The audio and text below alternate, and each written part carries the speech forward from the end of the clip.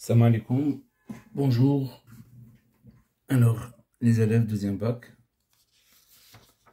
Donc, je vais résoudre un exercice qui parle de la datation par d'autres méthodes, c'est-à-dire la datation avec la méthode potassium-argon.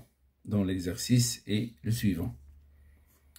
Alors, les roches volcaniques contiennent du potassium K, 1940, radioactif, demi-vie, 1,3 10 à la puissance 9. Au cours des siècles, l'argon Ar 1840 s'accumule, disparaît. Lors d'une éruption volcanique, la lave dégaze, c'est-à-dire il dégage le gaz argon qui est formé avant l'éruption. Tout l'argon présent dans la lave s'échappe. À la date de l'éruption, la lave solidifie, ne contient plus d'argon antérieur à l'événement. L'analyse d'un échantillon de basalte trouvé près d'un ancien volcan montre qu'il contient la masse M1 2,98 mg de K1940 et M2 8,6 microgrammes de Ar1840. La première question. Écrire l'équation de la désintégration et déduire la nature de cette radioactivité. Donc, la première question, nous avons le potassium K 1940. Il donne Ar 40 18. Alors plus une particule, je vais l'appeler petit x, A, B. Alors, loi de Saudi. La loi de Saudi. Donc, 40 égale à 40 plus 1. 40 est égal à 40 plus A. Donc, A égale 0. 19 égale à 18 plus B. 19 est égal à 18 plus B. Donc, B est égal à 19 moins 18, ça donne plus 1. Donc, la particule X, A, B, c'est X, 0, 0, plus 1. Donc, cette particule 0 plus 1, c'est un positron. E, 0 plus 1, un positron. Positron. Donc, la radioactivité est de type bêta, bêta plus. Donc, nous avons K, 40, 19, donne Ar.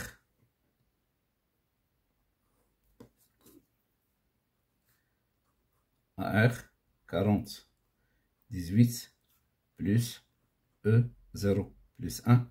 Donc type de radioactivité, c'est bêta plus.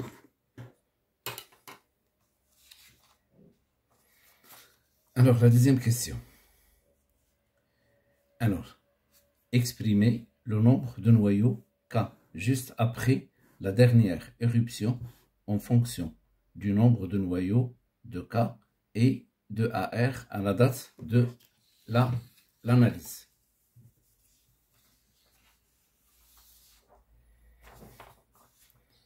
Donc ça c'est 1, 1, 2. Donc on note N0. N0K, il représente le nombre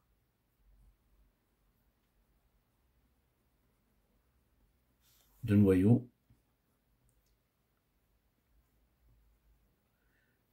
de potassium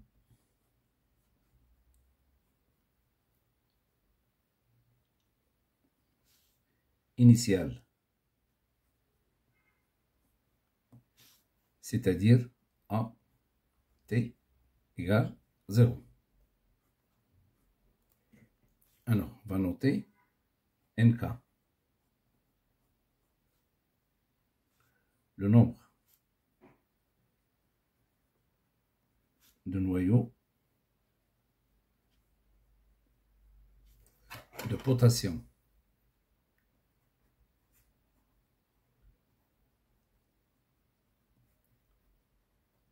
restant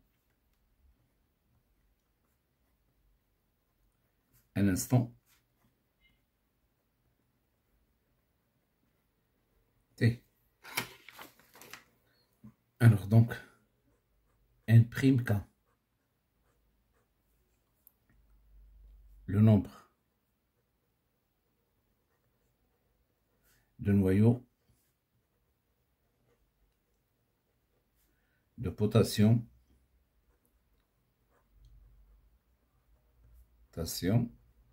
désintégré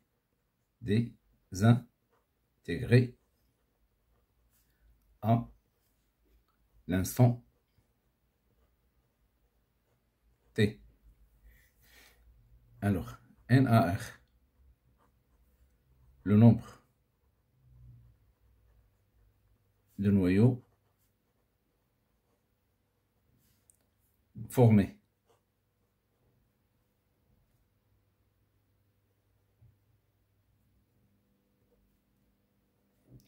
à l'instant T.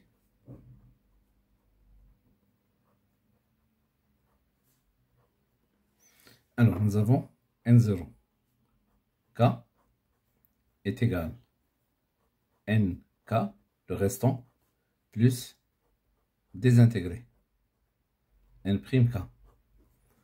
Or, le nombre de noyaux désintégrés de K, il est égal au nombre de noyaux formés de AR. Donc, nous avons le nombre de noyaux paires désintégrés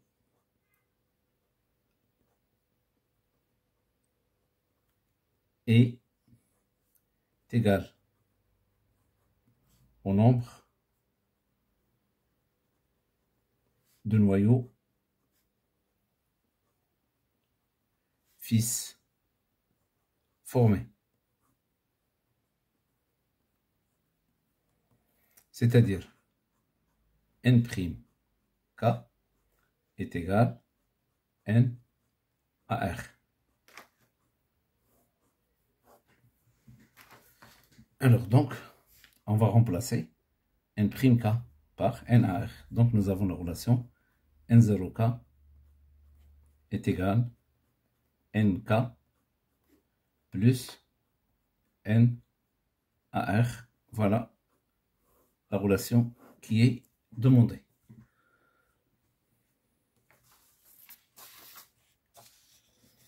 Alors maintenant, 1.3. Déterminer la date de la dernière éruption. Déterminer la date de la dernière éruption. Donc 1.3. Nous avons N0K est égal à Nk plus NaR. Alors, N0K. Je vais factoriser Nk. Nk facteur. 1 plus NaR divisé par Nk. NaR divisé par Nk. Alors, je divise par Nk. N0K. Je déplace celle-là ici. Divisé par Nk est égal à 1 plus NaR divisé par Nk. Alors, on pose petit r est égal à NaR divisé par Nk. Donc la relation devient N0K sur Nk est égal à 1 plus R. Alors, on remplace la loi de décroissance radioactive, NK, est égal à N0 K exponentielle moins lambda T. On va la remplacer ici. Donc, N0 K sur N0 K exponentielle moins lambda T est égal à 1 plus R. On simplifie, on déplace celle-là vers le haut, ça devient E à la puissance lambda T est égal à 1 plus R. On va introduire ln. ln de E à la puissance lambda T est égal à ln de 1 plus R. Alors, ln de E à la puissance lambda T, c'est ln. C'est lambda T fois ln de E est égal à ln de 1 plus R. ln de E est égal à 1. Donc, on a lambda fois T est égal à ln de 1 plus R. Alors, donc, on remplace T est égal, on divise par lambda. C'est égal à 1 sur lambda ln de 1 plus R. On peut remplacer lambda. C'est égal à quoi? C'est égal à ln de 2 sur T1 demi. En la remplaçant ici, qu'est-ce que j'obtiens? J'obtiens T est égal à T1 demi divisé par ln de 2 fois ln de 1 plus R. Voilà la relation. Maintenant, on va développer le petit r. Donc, le petit r est égal à n à r sur nk. Alors, on sait que la quantité de matière de AR est égale le nombre NAR sur la constante d'Avogadro est égal aussi la masse de AR sur la masse molaire de AR. Donc, NAR est égal la constante d'Avogadro fois la masse de AR divisé par la masse molaire de AR. De la même façon pour K. Donc, NK est égal à Na fois la masse du potassium K divisé par la masse molaire du potassium K. Alors, si on divise NaR divisé par NK, on va simplifier Na avec Na. D'accord? Donc, qu'est-ce qu'on obtient? Donc, R est égal à NaR divisé par NK est égal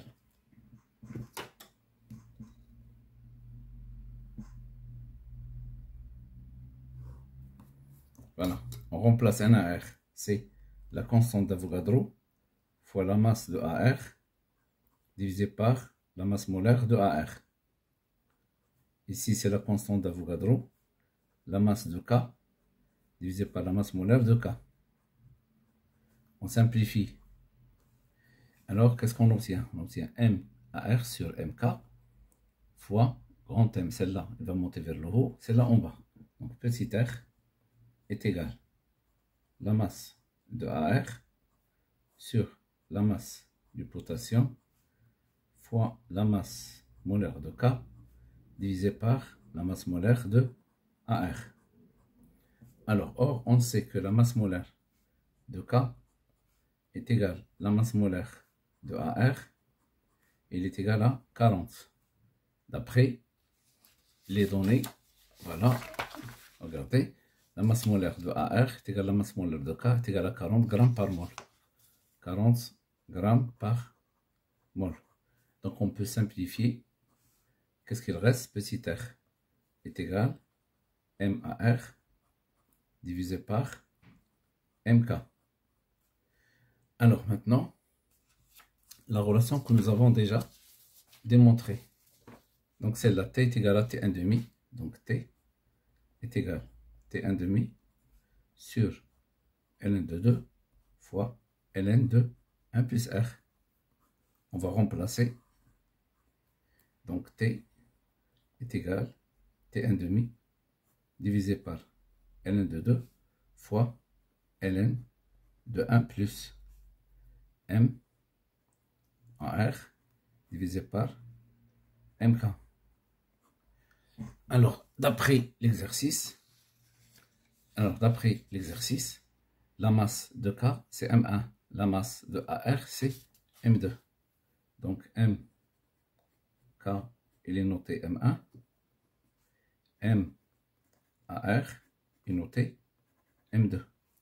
Donc, on obtient T est égal T1 demi divisé par ln de 2 fois ln de 1 plus. Alors donc M de AR c'est M2. M2 divisé par M1. Voilà la relation. Alors application numérique T égale. Alors d'après l'exercice T1 demi 1,3 10 absence 9. 1,3 10 absence 9 en divisé par ln de 2 fois ln de 1 plus. Alors les masses. Nous avons la masse M2. 8,6 microgrammes. C'est 8,6 10 à la puissance moins 6. Donc 8,6 10 à la puissance moins 6 grammes. Et nous avons la masse M1, 2,98 mg. C'est 2,98 10 moins 3. 2,98 10 à la puissance moins 3. Bon, alors application numérique. Donc nous avons ln. Donc 1 plus, voilà, 8,6 10 à la puissance moins 6. Alors en bas c'est 2,98 10 moins 3. Voilà, est égal. Donc multiplié par 1,3 10 à la puissance 9 divisé par ln de 2.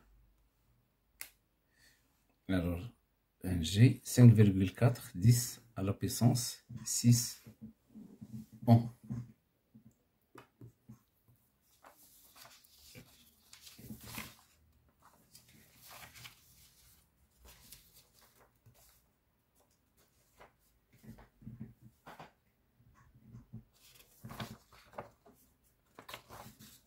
Alors 5, donc T, on a dit 5,4 10 à la puissance 6 ohm.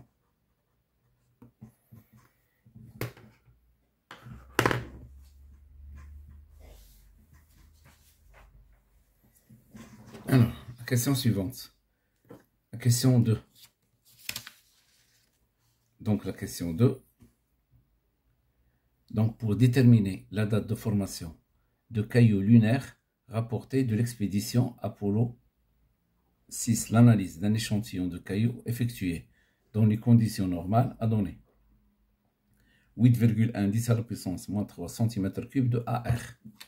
Donc, d'après les données, nous avons le volume de AR est égal 8,1 10 à la puissance moins 3 cm3. Alors, et 1,67 10 moins 6 grammes de K. Donc, la masse de K, c'est 1,67 10 à la puissance moins 6 grammes. Alors, qu'est-ce qu'ils nous ont demandé? De 1, calculer le nombre de noyaux K et de noyaux AR à la date de l'analyse. Donc, nous avons le nombre de noyaux K. On a déjà vu ça. Donc, c'est Na fois la masse de K sur la masse molaire de K. Donc, est égal. La constante d'Avogadro, il est donné 6,02 absence 23. La masse molaire, c'est 40. Donc, 6,02 10 à la puissance 23 alors fois la masse de K, 1,67, 10 à la puissance moins 6, divisé par 40. Alors, 6,02, 10 à la puissance 23, fois 1,67, 10 à la puissance moins 6, divisé par 40, égale 2,51, 10 à la puissance 16. 2,51, donc N, K, 2,51, 10 à la puissance 16. Ça, c'est le nombre de noyaux de potassium présents à cette date. Bon, alors maintenant, nous avons la quantité de matière de AR est égale le nombre de noyaux AR sur la constante d'Avogadro. Bon, est égal à la masse sur la masse molaire, puisqu'ils ont donné ici le volume, est égal aussi le volume de AR sur le volume molaire. Donc, NAR est égal à NA fois, donc NA fois le volume de AR, c'est un gaz, divisé par le volume molaire. Donc, un gaz, je peux travailler avec la masse sur la masse molaire, je peux travailler avec le volume sur le volume molaire, en fonction des données. Donc, NAR est égal à 6,02 10 à la puissance 23, alors fois le volume de AR. Alors, le volume de AR, c'est 8,1, 10 à la puissance moins 3 cm3. Donc, on va convertir cm3 en litres. Donc, on va multiplier aussi par 10 moins 3. Donc, c'est 10 moins 6. Donc, divisé par le volume molaire, c'est 22,4. Donc, remarque, nous avons le volume de AR est égal à 8,1 10 à la puissance moins 6 cm3. C'est-à-dire 8,1 10 à la puissance moins 6 millilitres. C'est-à-dire, bon, 10 moins 3.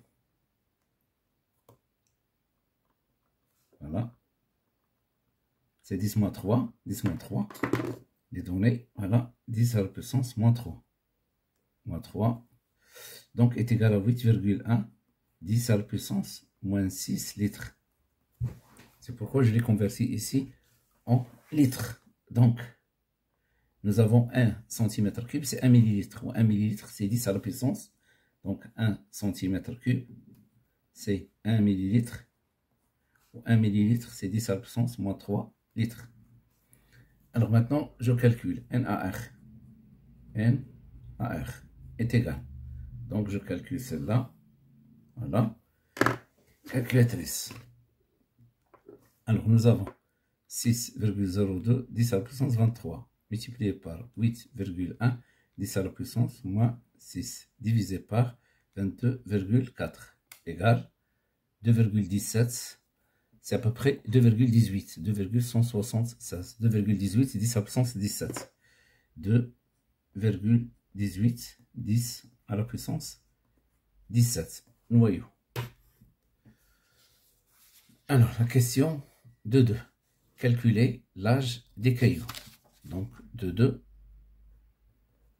Donc, on va utiliser la relation qu'on a déjà démontrée, c'est-à-dire la relation T est égale T1 demi divisé par L, Ln de 2, fois Ln de 1 plus R. Voilà. Et le R, c'est quoi? Le R, c'est N de AR divisé par N de K. Donc, on a T est égal T1 demi divisé par N de 2 fois Ln de 1 plus N de AR divisé par N de K. Application numérique, T est égal. Alors, T 1 demi, c'est toujours 1,3 10 à la puissance 9. 1,3 10 à la puissance 9 en sur ln de 2, ln de 1 plus.